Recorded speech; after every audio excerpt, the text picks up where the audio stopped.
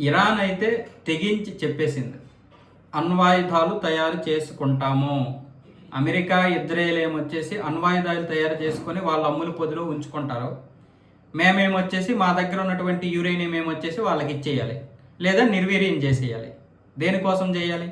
మేము కూడా అణ్వాయుధాలు తయారు చేసుకుంటాము, అణుబాంబులు తయారు చేసుకుంటాం. ఇప్పటి వరకు అణ్వాయుధం అంటే ఒక ఇంధనమో లేకపోతే విద్యుత్తో తయారు చేసుకోవడానికి ఉపయోగించాం. ఇక నుంచి మేము కూడా బాంబులు తయారు చేస్తాం. దీనికి సంబంధించినటువంటి ఒక సైంటిస్టు ఆల్రెడీ పని కూడా ప్రారంభించేశాడని చెప్పి దీనికి సంబంధించి ఐఆర్జీసీ చీఫ్ అహ్మద్ వాహిద్ అయితే స్పష్టంగా చెప్పేశాడు.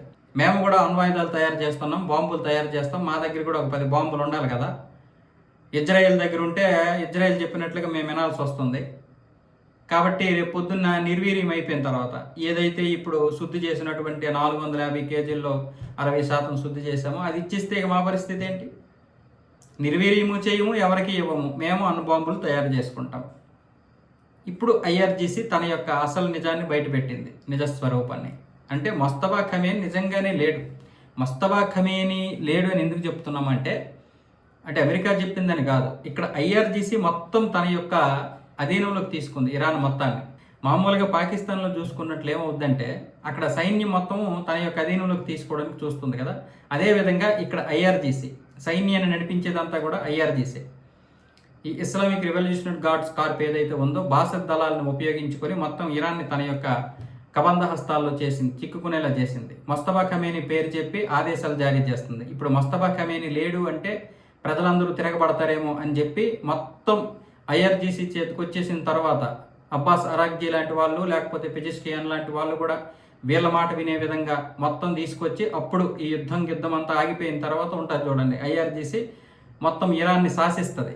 ఏం జరిగినా వాళ్ళకి ఈ రూపాయి పడిపోయింది, ఈ రూబిల్ పడిపోయింది, ఇరానీలు పడిపోయి మన బతుకెలగలైపోయింది అస్సలు ఉండదు. ఇజ్రాయెల్తో మన పోరాటం ఏంటి, పోరాటానికి కావలసినటువంటి ఆధారం ఏంటి, ఇవే ఉంటాయి. ఆయుధాలు ఎక్కడ ఉంటాయి, ఏ విధంగా పోరాడదాము, ఎలాగో మనకి ఈ యొక్క చమురు ఉంది కాబట్టి ఈ చమురు అమ్ముకొని ప్రపంచ దేశాలకి హ్యాపీగా ఇజ్రాయెల్ మీద దాడి చేయొచ్చు అనే ఇదే తప్ప ఈ దేశం ఎలా వెళ్ళాలి, ఈ దేశం ముందు ఏంటి అవేం పట్ట వాళ్ళకి. అంటే ఒక సౌదీ అరేబియా, ఒక యుఏఈ లాంటి ఆలోచనలు ఇప్పుడు ఇరాన్కి లేవు. అందుకే ఈరోజు పాకిస్తాన్ అయినా ఇరాన్ అయినా అలా ఉన్నాయి. అయితే అణ్వాయుధాల విషయంలో ఇప్పుడు స్పష్టంగా చెప్పేసింది కాబట్టి మిగతా అమెరికా కానీ లేకపోతే ఐక్యరాజ్య సమితి కానీ ఎలాంటి నిర్ణయాలు తీసుకుంటాయో చూడాలి.